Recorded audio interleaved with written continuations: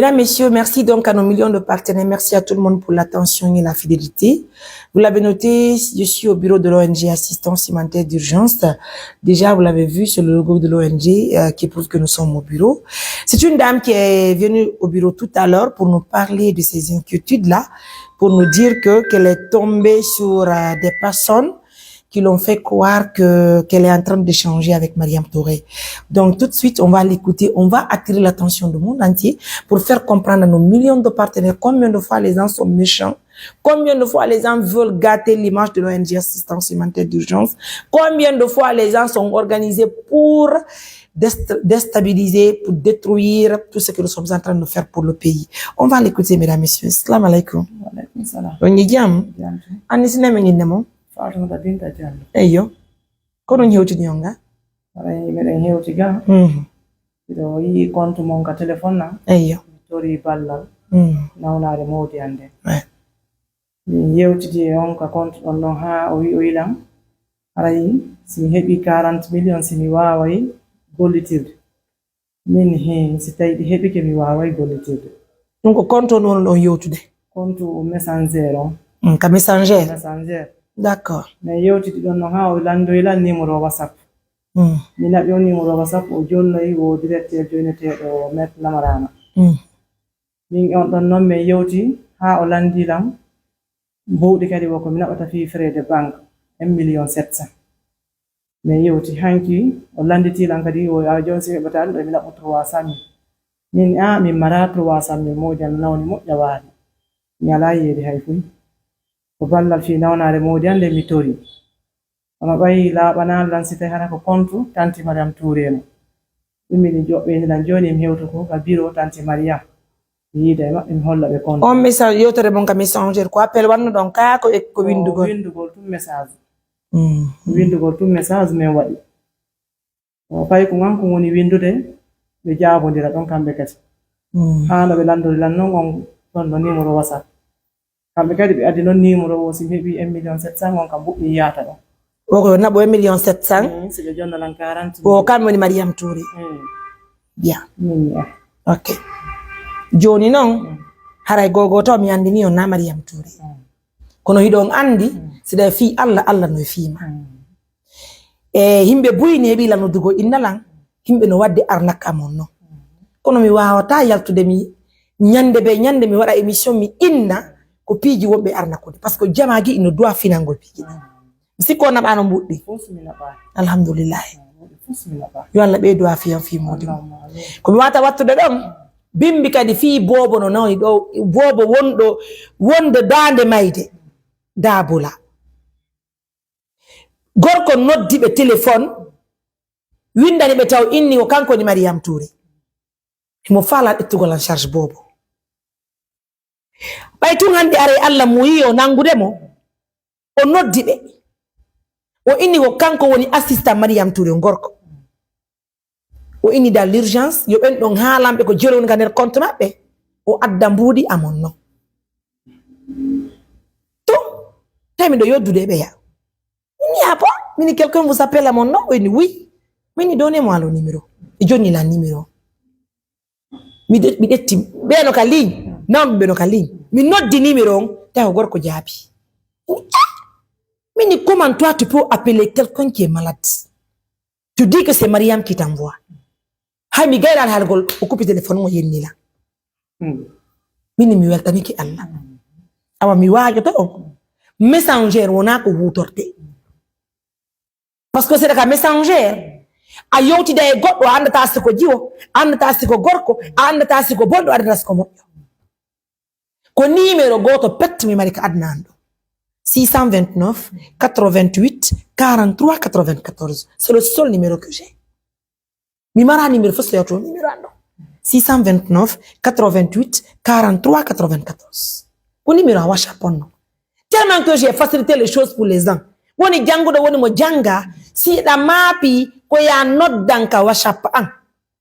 ɗum kasa arnakero wata arnakude hamɓe arnaka numéro an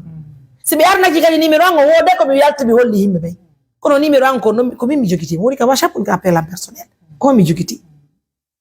woni WhatsApp woni appel personnel ko numéro goto mi jogiti e page on kadi no seedi e dia page ko on créé gol inde ande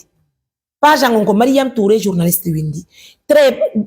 no bulew no wada don page on no certifié page on nanda dia page gi ne bata kadi mitimina 1 million d'abonnés en non ko fuddade fi bonnugol inde ande bi yalti mi wata huɓidade ɓeɗo fo kono mi waɗa o émission sabi accepté orgol o émission ɗo a ari han kabiro a hollila mapunde maɗe awa wona min nan kamɓe noon kadi wonɓe yaltude waɗa ɗum ɗo fi bonnugol image an image mo jobere amen nden yalta arnaka himɓe mbuuɗi himɓe puyi arnakama hara yo Allah wirtuɓe yo Allah wirtuɓe holla adna Allah fo ko kamɓe woni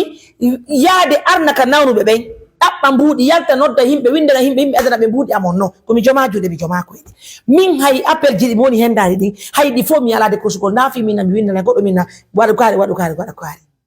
ko ɗo kadi joni mi wi kadi ɓe publie kadi image ji an ɗi inni kadi oyo yimɓe addu mbuuɗi fi agriculture komi joma juuɗe mi joma koyɗe c'est des gens qui sont sortis pour tenter de déstabiliser cette organisation purement humanitaire qui assiste les personnes vulnérables kala faalaɗo hiide Mariam Touré wona ko wirni miɗo kam meɗen mamum ɗo ka maison des jeunes son ari ɗo so ɗon faala hidelan humpotolan sans probléme so luttilan ko numéro goto mi jogiti si mi so humpotirali an ka téléphone woto windan hay e goto ko 629 mi jogiti 88 43 94 page gi no créa india mi anda inde jelu himɓe wonɓe trompude himɓe jatta himɓe mbuuɗi indera ko india mi Mariam ko mi joma juuɗe mi joma koyɗe mimiɗo fawi ye Allah kala kadi noddaɗo e inde yan woton jonnu goto mbuuɗi woton hollu goto compte mon ko honno woni menen ka amen ɗo si ari ɗo simen okkoral ma ndiyam bobuɗa accata ɗo 50 francs yalta par ce que ko ballal miskina me woni wadde kono men inta yoɗɗo addu mbuuɗi 1 million 40 millions pourquoi on le fait menen kadi kala mumen wallata wona mbuuɗi men naɓantama ko soit mo jobere nden immo yakama okkorama ɗin mbuuɗi ɗo haraɓe ɗe ɗette mboɗo yiɗi ma ɗum men naama kalab tan mais walto ba kono mi watta so ɗin piɓɓune wadde on faltike hara o émission ɗo wona fima han to ko fi julɓe Allah ɓe fou mi yoɓinta goɗɗo simen ñawda on tigi mi yoɓinta goɗɗo simen yaka makko mi yoɓinta goɗɗo simen hay coggu déplacement sa hokkime min inde min ngacci ka Allah est ce que ɗe faltade kono wonɓe wadde ɓe yo Allah wirtuɓe yo Allah wulan ɗon wirtuɓe andina ɓe wonamo be janfete parce que a wata janfade miskina imagine toi l'enfant que nous venons de transférer sur Conakry là un bébé bobo wonɗo dade mayde tawata ɓe wawa inde mi jatta kadi wona ɓen noon kadi mbawdi o hulɓini ha kono waɗi modi mo ɓe yanu tension ɓe paralyse waaw kono noon mi wata ɓe walludade ɗo ɓe wino men ɗo fi ha yilta ko kono hakkille ɓawon tawi moyen ala mi wawani yiltitade gonga maɓɓe noon joni fayda kamɓe tigi tigi on ɓe gonɗini yiltitagol ngol ton joni noon kono fallo mojobere nde walli ton joni komin faala e mojobere nde walli to men ko fiino men walli tambitora payi koy koy d'accord honto hoɗɗon ko loppe men hoɗi loppe de très bien ko bureau amen wonni madame loppe de men hoɗi vous allez laisser votre numéro si partenaire ɓe waltike men mi wara on hito si Allah jaɓi si mi walla on kadi mi yahi han ton min transférata goɗɗum mi innata on addan men goɗɗum min bañinto woni waɗon e fi Allah woti annabijo min faltike bien wala ɓeydo a fiya on nani mesdames messieurs c'est pas facile d'être responsable d'une organisation, surtout humanitaire chez nous en Guinée. Tout est compliqué. Hein. Il y a des millions de personnes qui vont se lever pour te déstabiliser, pour te barrer la route, pour ne pas que tu ailles de l'avant. Mais tout se trouve dans les mains du bon Dieu. C'est Allah qui protège, c'est Allah qui fait tout. Personne ne peut déstabiliser quelque chose.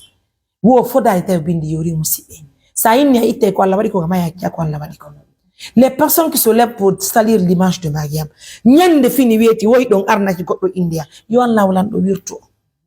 yo Allah wirto andina o wonamo be janfete sabu non son jii himɓe ɓe minen lagine ɗo min ala sonjude goɗɗo golle amen wo haylagol wallito miskinaɓe ɓe wawan tawode mum hay wuuɗe so goɗɗo inni bonnay ɗum ɗon haray no jungo Allah haray joni mi weltike nani Diary va prendre votre numéro tout à l'heure on va vous enregistrer et puis on va essayer de vous apporter un soutien inchallah. Mesdames, messieurs, merci pour la confiance. Visionnez la vidéo, likez la vidéo, elle est très importante pour les millions de partenaires. Encore une fois de plus, prenez bien soin de vous. Bonne soirée.